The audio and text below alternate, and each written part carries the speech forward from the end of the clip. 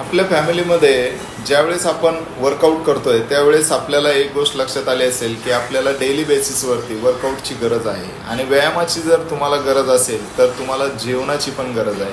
म्हणजेच नुसता डाएट करून वेट लॉस होणार नाही आहे, तर त्याला जेवण पण प्रॉपरली भेटलं पाहिजे. म्हणजे भरपूर खाऊन वजन कमी करायचं आहे आणि भरपूर खाऊन ज्यावेळेस तुम्ही वजन कमी करणार आहात त्यावेळेस तुमच्या लक्षात येईल की माझा वेट लॉस तर झालेला आहे, पण वेट लॉस केल्यानंतर मी आहे असाच दिसतोय.